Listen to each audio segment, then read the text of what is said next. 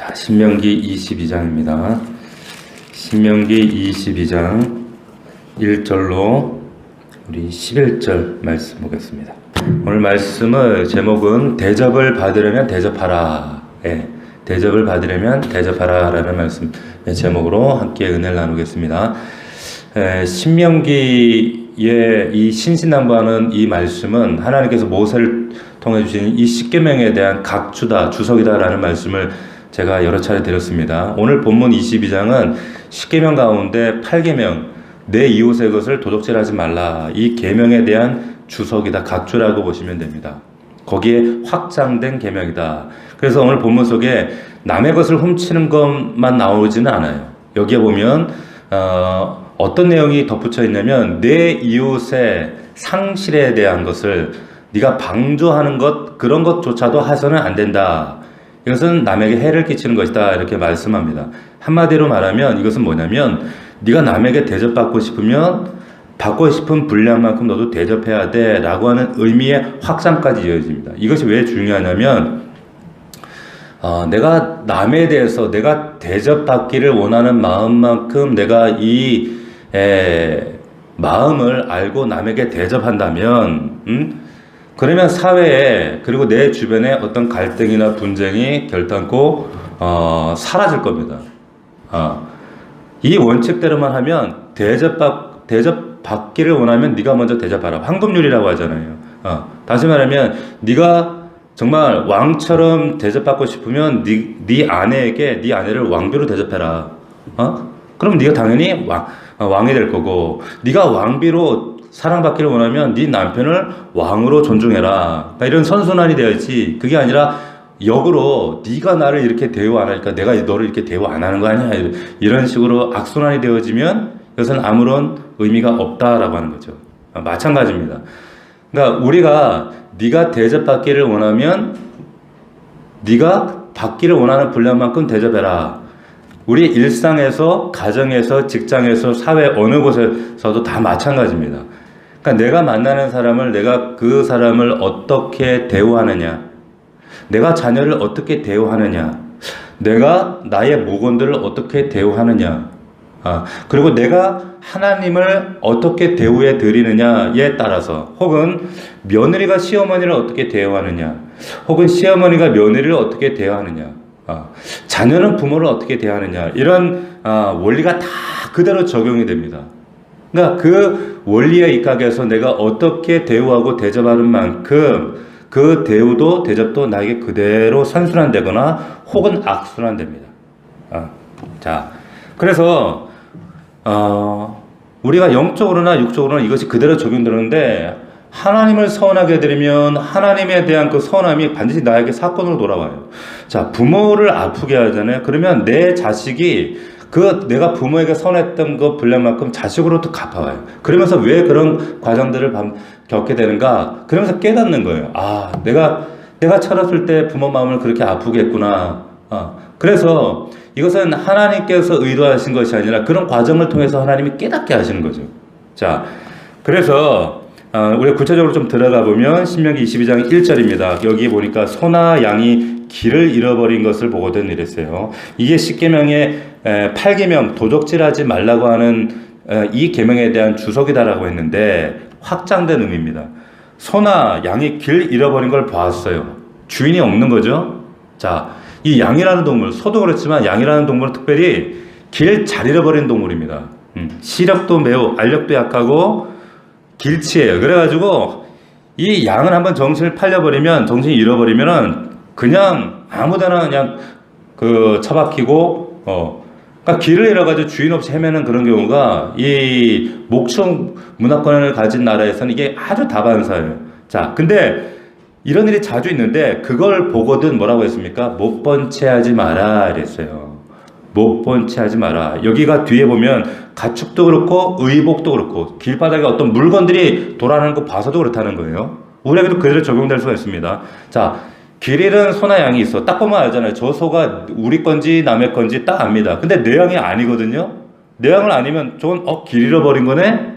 저 주인 없이 돌아다니고 있네? 그러면서 그냥 우리 이럴 수 있어요. 요즘 우리식으로 하면 현대인들은 지금 사고방식으로는 내 물건 아니면 함부로 손대면 안 돼요. 내 거 아닌데, 뭐 괜히 손댔다가 괜히, 괜히 도둑놈 취급받으면 어떡해. 못 본 채하고. 요즘 또 CCTV도 많아가지고. 우린 그런단 말이야. 내 거 아니니까. 나와 상관없는 일이니까 뭐 저 길이든 소가 양이 뭐 누구 거든 무슨 상관이야. 이게 정상인데 그때 당시는 안 그렇다는 거예요. 자, 소나 양이 길을 잃으면 어떻게 되는가 보세요. 당시에 우리 시편 23편에 나오지만은 양을 길을 잃은 양, 목자와 양의 관계에 있어서 그 양이라고 하는 것은 어마어마한 정말 특별한 관계에 있는 대상이에요. 그러니까 근데 그런 양이 길을 잃고 헤매고 있다. 그때 양과 소라고 하는 것은 어떻게 보면 목숨과 같은 거거든요. 그 가문의 전부 같은 존재란 말이에요. 그런데 목자 잃은 양, 이게 지금 돌아다니고 있어요. 가축이. 예. 그래서 가만히 놔두면 어떻게 돼요? 뒤집어지거나 혹은 맹수에게 물려 죽든가. 이건 죽는 거예요. 그러니까 못 본 채 한다는 말은 무슨 말이에요? 그 동물 죽어도 나랑 상관없어. 방관하겠다는 거잖아요. 어차피 내 양도 아니고 우리 재산도 아니고 뭐 저러다 죽으면 어때? 내 것도 아닌데 나한테 뭐 피해가 있나? 라고 생각해서 못 본 채 하지 말고 어떻게 하라고? 너는 반드시 이렇게 써 있어요. 너는 반드시. 여기 중요한 단어입니다. 이거 표시하셔야 돼요. 반드시라고 되는 거예요. 반드시. 이게 뭐 아량을 베푸는 차원이 아닙니다. 내가 착해서 이거 주인 찾아줘라 이게 아닙니다. 오자랍이 넓어서가 아니에요. 반드시 이건 율법인데 어떻게 하라고? 그것들 끌어다가 내 형제에게 돌려줘라. 네 형제에게 돌려줘야 한다라고 얘기를 하고 있는 겁니다. 원래 주인에게 돌려줘야 된다. 그래야만 그 소나 양이 죽지 않고 살 수 있다. 그래야만 네 형제가 재산 손해당하지 않고 그 동물을 상실하지 않는다. 목자의 마음을 안다면 그 목축사회에서 양 한 마리 잃어버린 소 한 마리 잃어버린 그 목자의 심정, 시편 23편에도 그 절절한 고백이 있는 것처럼 그 마음을 안다면, 우리 누가복음에도 그 잃어버린 한 마리 양을 위해서 99마리를 놔두고 정말 정처 없이 찾아다니는 그 목자의 심정, 이거는 우리는 쉽게 가슴에 정말 심장에 와닿지 않지만 그 사람들은 너무 와닿는 얘기거든요. 그만큼 그 마음을 안다면, 그렇게 소중하다면 네 양이 그렇게 소중한 존재듯이 남의 양도 그렇게 소중한 거야. 그런 줄 알아야 된다 이거예요. 그래서 이대로 하라는 겁니다. 그래야만 이것이 하나님 말씀을 이루는 것이다. 자, 오늘날 같이 정말 끔찍스러울 만큼 개인화되어 있고 이기주의화, 이게 나날이 점점 더 이 개인주의화가 더 강화될 거예요. 철저하게. 그래서 오직 나만, 내 거, 우리 것도 아니야. 내 거, 내 가정, 내 자식.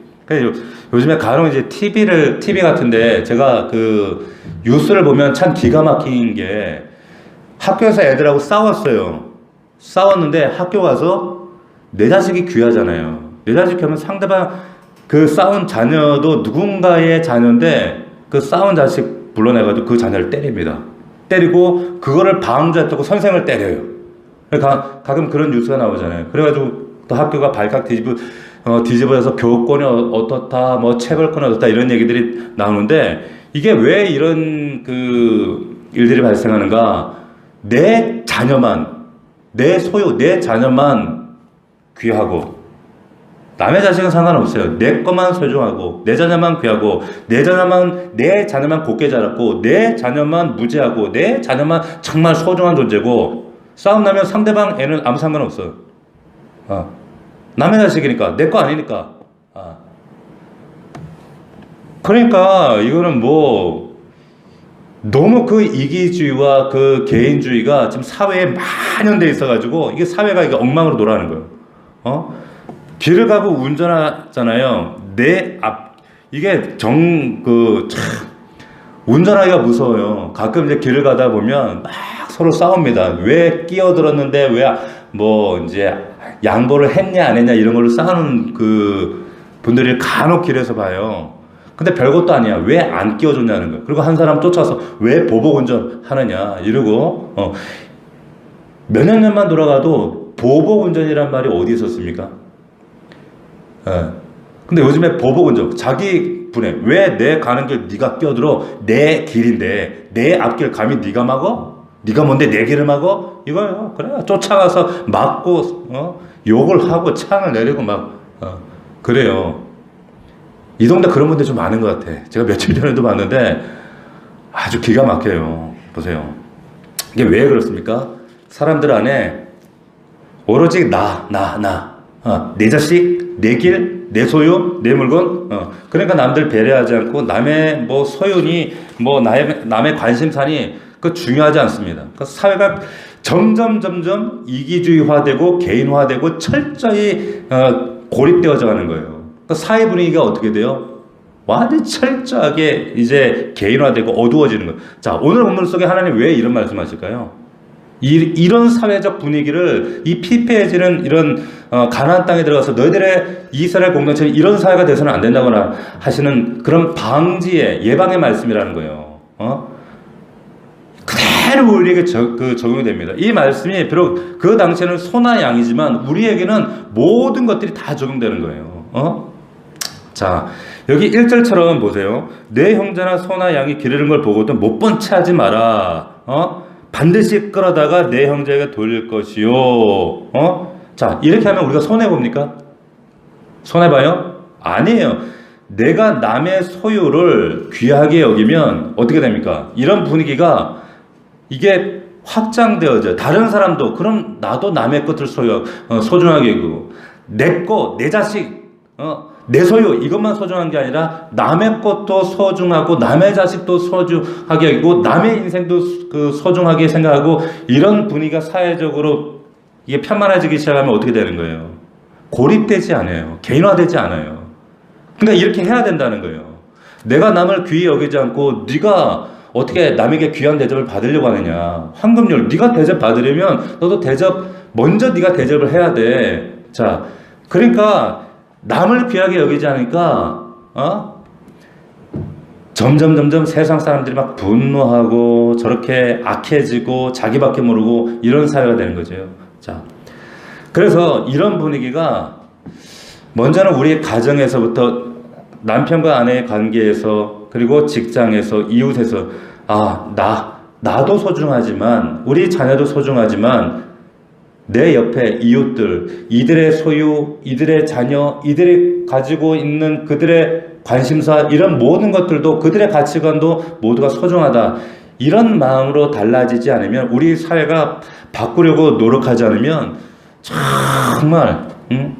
정말 살기가 더 퍽퍽해지는 사회가 되는 거예요. 하나님께서 어떻게 하셨는지 그 말씀을 하시는 거예요. 자, 그래서 하나님이 오늘 우리에게 이제 2절 이렇게 이어집니다. 2절에 보면 내 형제가 내게서 멀거나 또는 내가 그를 알지 못하거든 그 짐승을 내 집으로 끌고 와서 내 형제가 찾기까지 내게 두었다가 그에게 돌려줄지니 그랬어요. 자, 내 형제, 그러니까 그 주인이 누군가 이렇게 보니까 소와 양에는 뭐가 있어요? 그 소유주의 표식이 되어 있단 말이에요. 표식이 있는데 그 표식을 보니까 이 주인이 굉장히 멀리 사는 사람이네. 그러면 어떤 생각이었어요? 멀리 사는데 뭘 갖다 주냐 귀찮게 데려주지 말자. 그렇게 포기하지 말라는 거예요. 표식을 봤는데 또 보니까 모르는 표식이야. 이거 누구 거지? 모르는 집인데? 라고 버려두지 말고 어떻게 하라고요? 일단은 그 짐승을 네 집으로 데려가라는 거예요. 집으로 데려가서 내 형제가 찾을 때까지 내가 뒀다가 반드시 돌려줘야 된다. 이 말은 뭐냐면 잃어버린 동물 길 가다가 주워서 그러면 네 가지란 얘기가 아니에요. 취하란 얘기가 아니에요. 그 동물을 살려야 하니까. 왜? 걔네들 길에 놔두면 죽거든요. 잡아먹히든지 부동에 빠지든지. 그러니까 가축일지라도 생명이기 때문에 소중하니까 일단 데리고 가라. 그러면 또 이제 이런 질문 한다고. 그러면 하나님 일단 길 잃은 주인 없고 뭐 잘 모르는 가축이면 다 데리고 와서 일단 기다려보고 없으면 잡아먹으면 되겠네? 내가 잡아먹어야지? 이런 생각할 수 있잖아요. 근데 그럴 수 없어요. 이 당시 법은, 이 법은 어떤 법이냐면 길 잃은 소나 양을 우리 집에 데려와서 보호하면 이걸 공식적으로 다 공포하게 돼 있어요. 공포해야 되는 거예요. 다 공지하게 돼 있어요. 그래서 야 누구네 집에 소가 있대, 누구네 집에 그 양이 왔대, 에? 표식을 보니까 모르는 양이래, 누구 집이 얘기래. 그러면 그 이야기가 공동체에 퍼지고 누구나 이게 공증이 되도록 알려지도록. 그래서 야 어느 집에 표식 모르는 뭐 누구네 집 양이 있대. 그래서 그 주인이 보니 어느 날 보니까 양 한 마리가 없네. 세 보니까 없네. 그 집에 있다던데 그런 얘기가 들리던데 가서 보니까 아 우리 거네 해서 찾는 거예요. 이렇게 하라는 겁니다. 자 이게 우리는 양이고 소니까 이게 좀 새롭지. 이게 만약에 우리 아들이고 딸이라고 생각해 보세요. 어떻게 했어요? 당연한 거잖아요. 애가 좀 길 잃어버려 돌아다니고 있으면 그거 찾아주지 않겠어요? 마찬가지라는 거예요. 그 부모 마음이 얼마나 아프겠나. 그리고 우리가 막 찾아주고 하는 것처럼 그 마음 그대로 그 당시 유대 사회에서는 그게 당연한 거예요. 왜? 소나 양은 자식이니까. 그 마음을 외면하지 말라는 거예요. 그들 마음이 아픈 만큼 언젠간 너도 그 일 당할 수도 있어. 그러니까 그 일 있기 전에 네가 먼저 네 형제의 것을 소유를 어떤 소유든 그 마음을 가지고 그 잃어버린 것을 찾아도록 네가 애써야 돼 라고 하는 거예요. 길 가다가 뭐 이렇게 떨어져 있으면 슬쩍 하시면 안 되는 거예요. 자, 그래서 그 마음 헤아려서 목자가 그 양을 찾기까지 정말로 그 산 넘고 물 건너서 그 수고를 아끼지 않는 것처럼 그 마음을 네가 안다면, 헤아린다면 그 소나 양 가축을 찾아주는 일이 얼마나 특별한 일이냐 이렇게 말씀하는 거예요. 절대로 외면하지 마라. 그 마음을 조금이라도 헤아린다면 자, 하나님께서 이 말씀을 통해서 우리에게 주시는 한 가지 적용은 이런 겁니다. 뭐냐면 이 마음을 조금이라도 우리가 헤아린다면, 우리가 지금 코알라 이 교회에서 캠페인 하잖아요. 그 마음 외면하지 말라는 거예요. 길 잃은 소나 양이나 이런 거 보고 외면하지 말라는 겁니다. 외면해서는 안 된다는 거예요. 그들을 하나님 앞에 인도해야 된다는 거예요. 잃어버린 양 한 마리 찾기 위해서 얼마나 산 넘고 물 건너고 울면서 자식 잃어버린 그 마음 가지고 한 생명 찾기 위해 구원하기 위해서 십자가에서 심장을 터뜨려 구원한 그 영혼을 위해서 그 찾는 그 부모의 마음을 헤아린다면, 하나님의 마음을 헤아린다면 우리 교회가 그렇게 함께 외치는 그 말씀을 외면해서 안 된다는 거예요. 주님의 말씀으로 받아야 된다는 거예요. 또 한 가지는 뭡니까? 지금 잃어버린 양, 잃어버린 가축은 누구예요? 오해하지 말 것은 교회 밖에 있는 사람들이 아니에요. 그 잃어버린 양은 또 나예요, 나. 우리라고 하는 거예요, 우리라는 거. 그 심정으로 지금 우리가 이 금요 부흥에 나와서 하나님께 예배하고, 하나님 저 왔습니다. 하나님 찾으시는 그 양입니다. 그 소입니다. 왜 그렇습니까? 우리가 그 잃어버린 양, 그 하나님이 애타게 찾으신 그 소와 양입니다. 우리는 늘 실족하고요, 늘 넘어지고요, 늘 하나님 배신하고요, 늘 유혹에 빠지고요, 늘 하나님 아닌 다른 것들 찾아서 세상 관심 품고 살고요, 육신의 요구대로 매일같이 하나님 앞에 무너지고요. 제가 바로 그 양입니다. 양. 그런 마음으로 주 앞에 나오는 거예요. 아멘이십니까? 네. 그런데 그 양들이 다 어디 가고 없어요. 이 자리에도 보면 어디 가고 없어요. 어디 갔을까? 자, 그런 양을 발견하거든 주인에게 꼭 돌려주어라. 그 마음 심정, 하나님의 심정 외면하지 마라. 네가 받은 만큼, 네가 정말 대접받으려면 그 심정을 헤아려서 그 마음을 헤아려서 그 양을 찾아줘야 한다. 자, 이렇게 말씀하시는 거예요. 자, 이 말씀이 근데 오늘 본문에만 나오는 게 아니라 출애굽기 23장에 보면 십계명 19장 20장에 걸쳐서 그 어간에 이 말씀이 나오는데, 이 출애굽기에 나오는 거의 흡사한데 조금 그 명칭이 달라요. 부르는 그 주인의 명칭 어떻게 다른가?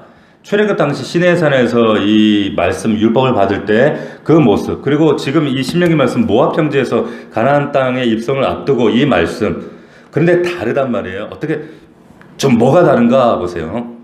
우리 출애굽기 23장으로 한번 가보겠습니다. 출애굽기 23장 4절 5절로 한번 가보십시오. 출애굽기 23장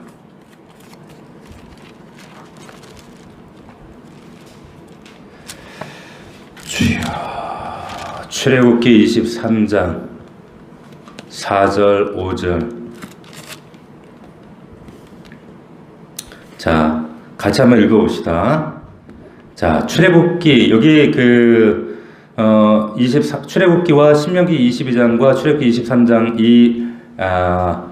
두 챕터 간의 차이가 뭔가, 소나 양은 딱 똑같아요. 근데 뭐가 다른가 잘 보세요. 같이 읽어보겠습니다. 시작. 내가 만일 원수의 길 잃은 소나 나귀를 보거든 반드시 그 사람에게 돌릴지며, 내가 만일 너를 미워하는 자의 나귀가 짐을 싣고 엎드러짐을 보거든 그것을 버려두지 말고 그것을 도와 그 짐을 부릴지니라. 자, 여기 보면 소나 양은 똑같은데 뭐가 다른가? 신명기와 뭐가 달라요? 예? 뭐라고요? 자, 가축 주인을 부르는 이름이 나오잖아요. 가축 주인 이름을 부르는데 뭐라고 나와요? 내 원수라고 나와요, 여기는. 그리고 여기 보니까 또 너를 미워하는 자, 내 원수의 길 잃은 소나 나귀를 보거든. 내 원수의 길 잃은 소나 나귀를 보면 미워하는 자, 이런 사람들의 것을 보면 속으로 여러분 어떻게 생각하겠어요? 원수께 이렇게 막 주인 없이 돌아다니고 있어. 저거 내가 미워하는 놈 원수권에 어떤 마음이 들겠어요? 쾌재를 부르죠.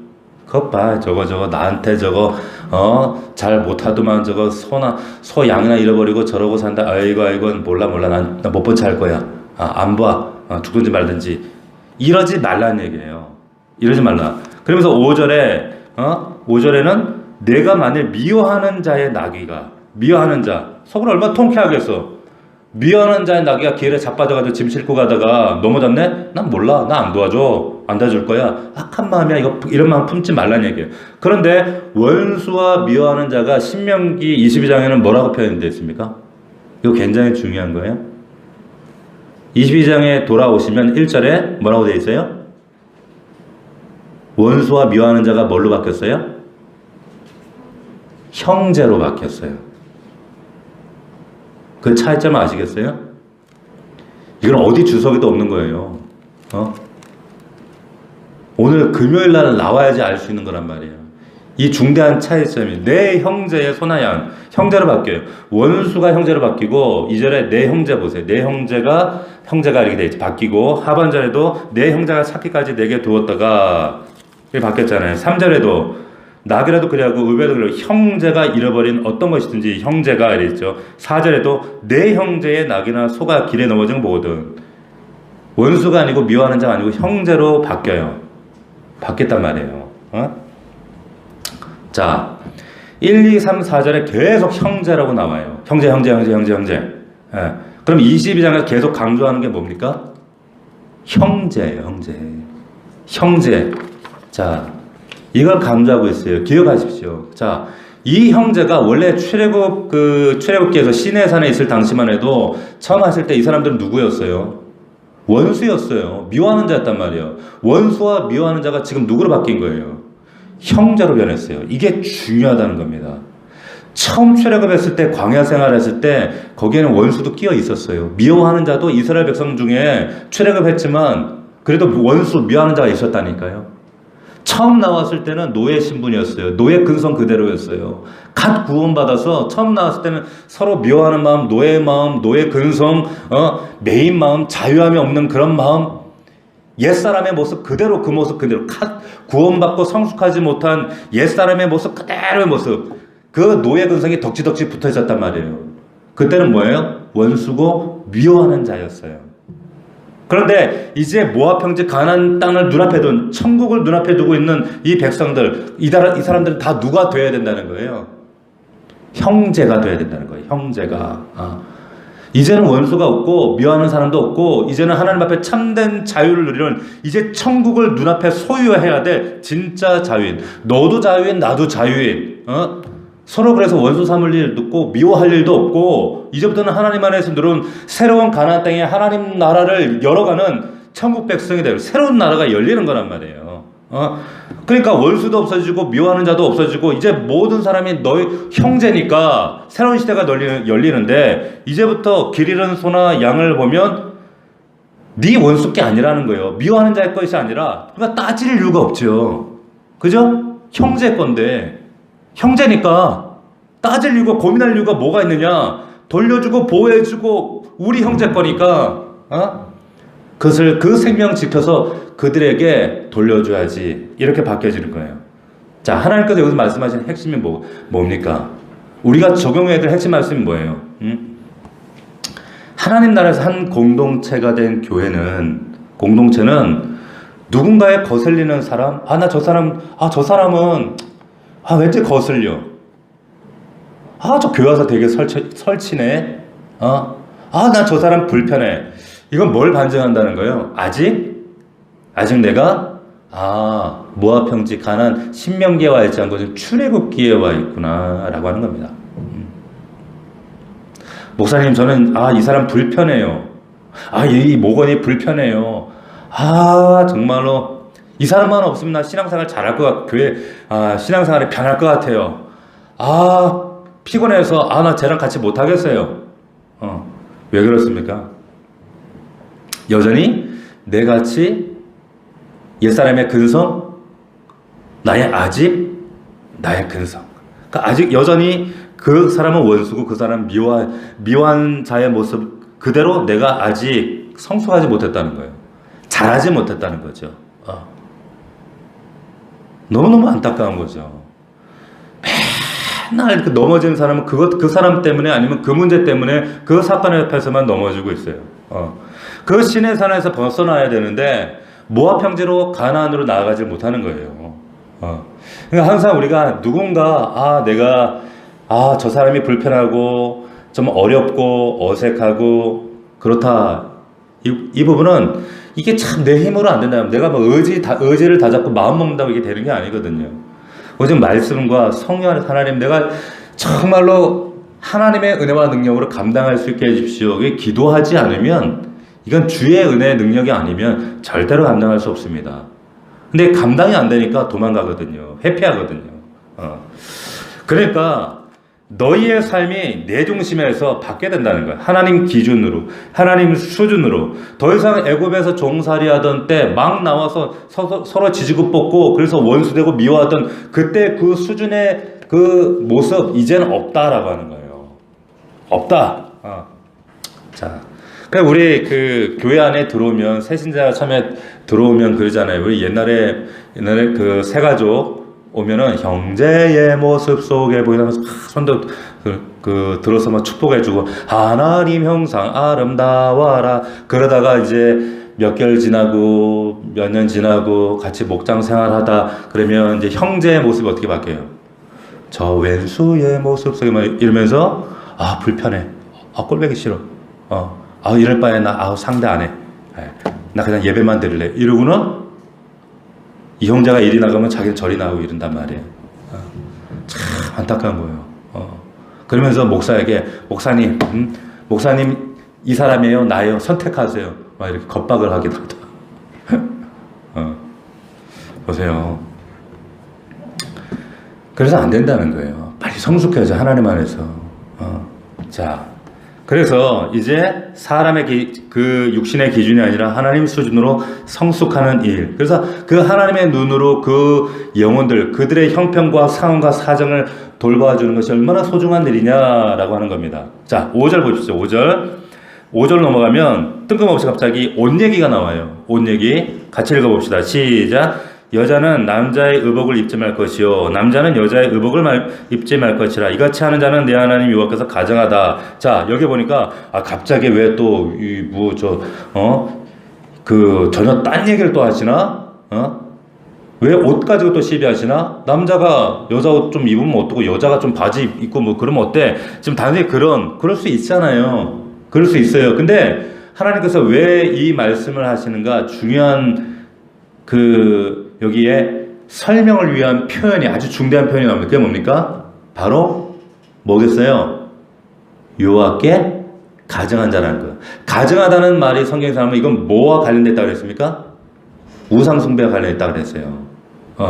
그러니까 이게 옷이 단순한 옷의 문제, 옷의 문제가 아니라 이건 우상숭배와 관련이 있다. 당시에 우상숭배하는 자들이 어떤 행위를 지금 경계하시는 거예요. 강력하게. 남자 여자 옷 바꿔 입는 문제, 그게 문제가 아니라 당시 우상 숭배하는 자들이 이러고 살았다는 거예요. 왜? 남자에게 허락된 거, 여자에게 허락된 거, 남자답고 여자다움에 이 경계가 어디서 무너집니까? 성 정체성이 어디서 무너져요? 동성애에서 무너지는 거, 동성애. 그러니까 이 당시에 이방신을 예배하면서 이들이 한 행위가 뭐냐면 어떤 쾌락의 극치에, 유의 극치까지 가기 위해 한 게 뭐냐면 남자가 여자 옷을 입고 남자를 유혹하는 거예요. 동성애라는 거예요. 이 실제 기록이에요. 그리고 여자가 남자 옷을 입고 또 여자를 유혹하는 거예요. 동성애예요. 그러니까 항상 그 사회의 가장 죄의 절정에는 뭐가 있냐면 동성애가 있어요. 죄의 절정은 동성애. 그 극치까지. 그러니까 옷을 바꿔 입는 거. 그래서 이거 가증하다는 거예요. 성적 쾌락의 극치에 다다르기 위해서 동성애. 여자가 남자하고 남자가 여자하고 이러면서까지 그 이방신을 섬기는 자리에서 성적 쾌락으로 달려가고 있는 그 모습을 보고 하나님 피토하는 심정으로 이거 가증하다. 이렇게 말씀하시는 겁니다. 이건 옷 입는 취향을 말씀하시는 게 아니다라고 하는 거예요. 이 광고에도 요즘에 보셨나요? 그 은행 광고인데 남자가 치마 입고 나와가지고 어쩌라고 막 이러잖아요. 이쁘게 여자같이 해가지고 그건 뭡니까? 이게 어떤 경우 어디는 보면 하이힐 신고 나와서 어떻게? 근데 그게 단순한 옷 좀 남자가 여자 요즘 자유한 시대 그런 문제가 아니라 거기에서 항변하고 있는 게 뭐냐면 아니 남자 여자 성 전체성을 바꿔서 내가 남자를 좋아하면 어떻고 내가 여자지만 여자를 좋아하면 어때? 이렇게 그 광고 메시지에 담겨 있거든요. 이게 문제라는 거예요. 이건 자유가 아니라 하나님 앞에 철저한 가증한 일이다.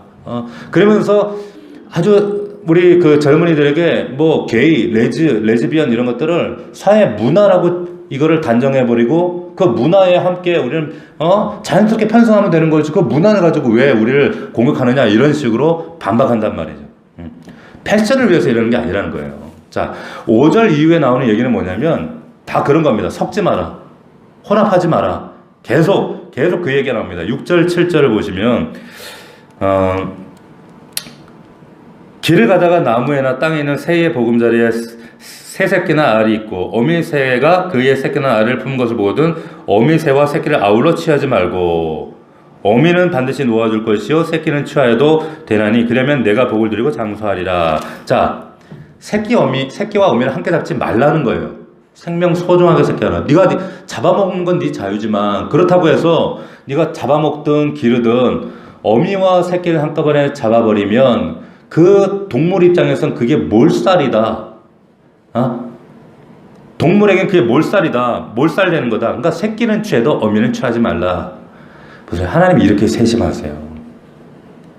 우리 하나님이 이만큼 세심하시고 이만큼 작은 거에도 정말 우리 그 삶의 정의를 배려하시는 분이에요. 세우려고 하시는 분이라는 거예요. 8절 정말 세심한 분이 또 나와요. 8절 보십시오. 같이 읽어봅시다. 시작. 내가 새 집을 지을 때 지붕에 난간을 만들어 사람이 떨어지지 않게 하라. 깊이가 내 집에 돌아갈까 하노라. 보세요. 이게 지금 오늘날에 뭐예요? 산업안전보건법 얘기하는 거예요. 산업안전보건법 뭐예요? 여기서 안전설계라 이거예요.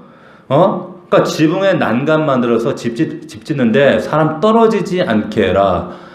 와, 하나님이 이만큼 세심하신 분이라는 거예요. 응? 사람의 생명 보호하라는 건데 마찬가지로 이 원칙은 어떤 원칙이에요? 앞에서 얘기한 것처럼 네가 대접받으려면 네가 먼저 대접하라. 내 위주가 아니라 다른 사람 위주로 살아야 된다 이 말이에요.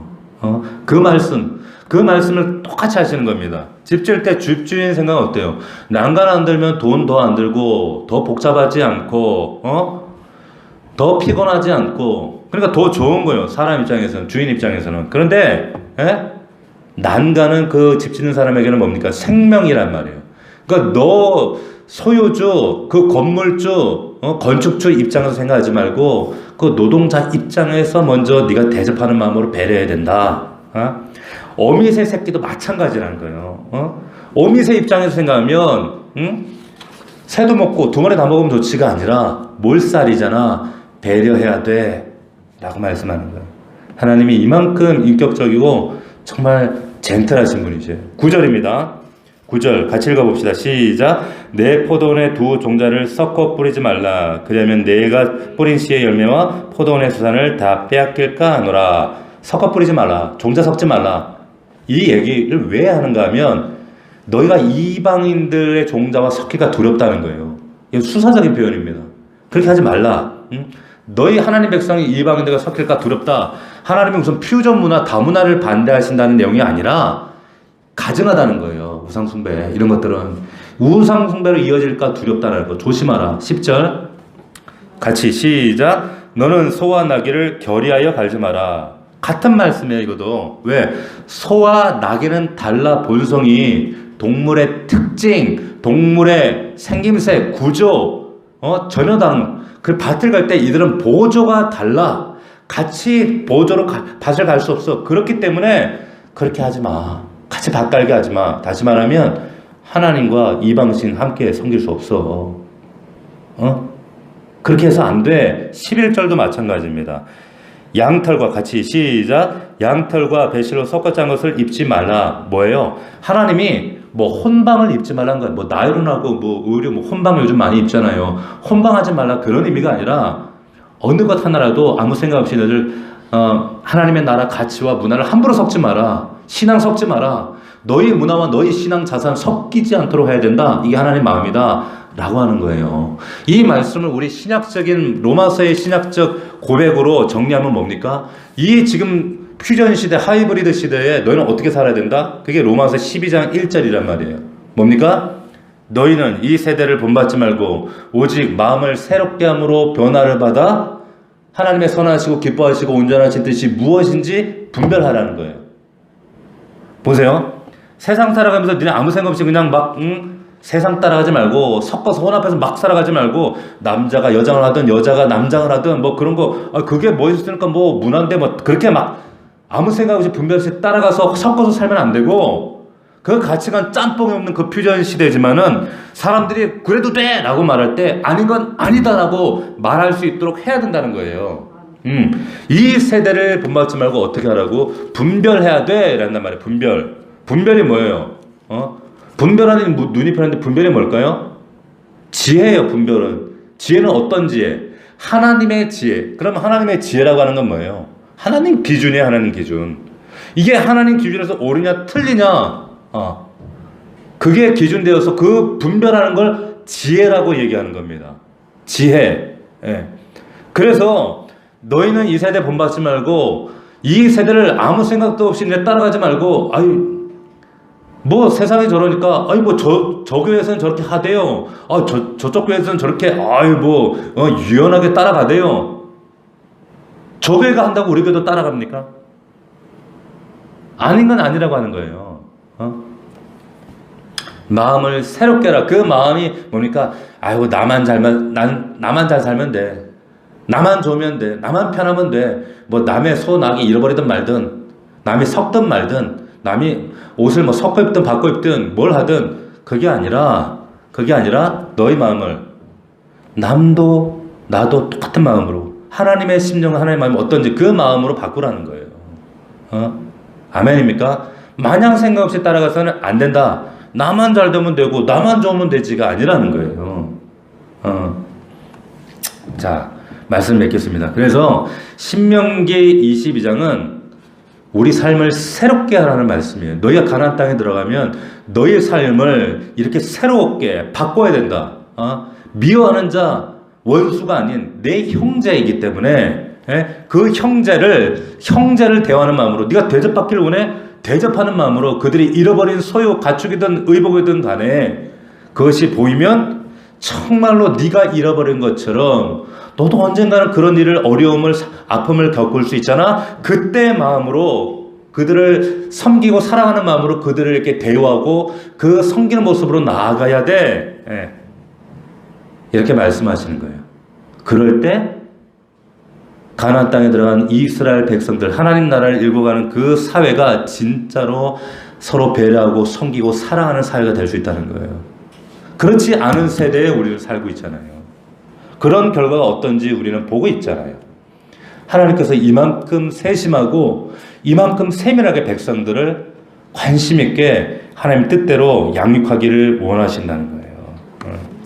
자, 이 말씀을 기억하면서 정말로 우리가 누군가에게 대접을 받기를 원하면, 남편에게 혹은 아내에게 대접받기를 원하면 먼저 내가 하고, 자녀에게 대접받기를 원하면, 내 목원에게 대접받기를 원하면, 목자에게 대접받기를 원하면, 하나님께 내가 먼저 하는 거야. 내가 먼저. 우린 먼저 은혜 입은 자지만, 그러나 내가 먼저 할 때 그것이 나에게 선순환으로 돌아옵니다. 그리고 일상 가운데 가증한 것들, 시대를 분별하는 마음으로 하나님의 지혜로 혼합된 것이 없는지 잘 분별해서 하나님 말씀 기준으로 살아가는 우리 모두가 되기를 주의 이름으로 축복합니다. 기도합시다. 자, 우리 이 시간 기도할 때 하나님, 그렇습니다. 오늘 주신 말씀대로 내가 남에게 대접을 받고자 하는 대로 먼저 대우하고, 오늘 22장의 말씀은, 신명기의 말씀은 10계명의 8계명, 내 이웃의 것을 도둑질하지 마라, 이 말씀에 대한 주석이라고 했습니다. 하나님, 길에서 잃어버린 양이나 소나 나와 상관없는 그런 소유를 발견했을 때 잃어버린 자의 심정, 상실한 자의 아픔, 상실한 자의 눈물을 헤아릴 수 있는 아버지의 주의 마음, 너그러운 마음, 헤아리는 마음을 허락하시고, 그것이 하나님의 마음임을 깨닫고, 또한 하나님 그 잃어버린 양과 소가 나였음을 깨닫게 하옵소서. 그리고 지금 내 주변에 있는 수많은 잃어버린 양들, 소를 그 외면하지 않는 마음을 허락해 주시옵소서. 이 말씀으로 주 앞에 정말 믿음으로 서 있게 하여 주시옵소서. 우리 주여 세 번 부르고 기도로 나아가겠습니다.